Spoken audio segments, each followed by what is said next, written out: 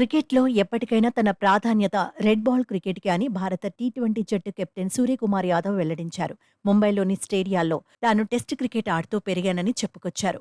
Test ఫార్మాట్‌పై అప్పుడు పుట్టిన ప్రేమ ఎప్పటికైనా అలాగే ఉంటుందని సూర్య చెప్పారు. బుచ్చిబాబు టోర్నమెంట్ కోసం ప్రిపేర్ అవుతున్న సూర్య ఓ చిట్‌చాట్‌లో ఈ విషయాలు వెల్లడించారు.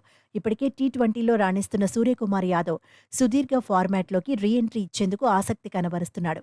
చిన్నతనం నుంచి రెడ్ బాల్ క్రికెట్ ఆడుతూనే పెరిగానని గుర్తు చేసుకున్నాడు. భారత టెస్టు జట్టులో స్థానం కోసం చాలా మంది అహర్నిశలు శ్రమించారని అన్నాడు. ప్రస్తుతం తాను కూడా టెస్టు జట్టులో చోటే లక్ష్యంగా కృషి చేస్తున్నానని తెలిపాడు.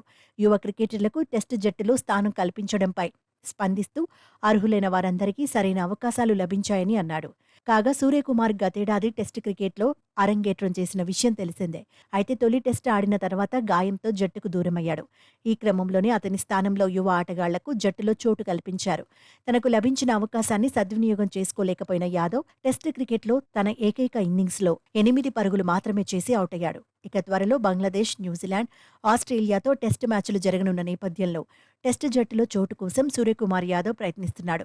మిడిల్ ఆర్డర్లో సూర్యకుమార్ యాదవ్, కేఎల్ రాహుల్, సర్ఫరాజ్ ఖాన్, శ్రేయస్ అయ్యర్ లాంటి వారి నుంచి పోటీ ఎదుర్కోవాల్సి ఉంటుంది. త్వరలో జరగనున్న దేశవాళీ మ్యాచ్లో రాణిస్తే టెస్టు జట్టు తలుపులు తట్టే అవకాశాలు లేకపోలేదు. ఏది ఏమైనా మిడిల్ ఆర్డర్లో పోటీ తీవ్రంగా ఉండడంతో సూర్యకుమార్ యాదవ్ అనుకున్న దానికంటే మరింత ఎక్కువగా కష్టపడాల్సి ఉంటుంది.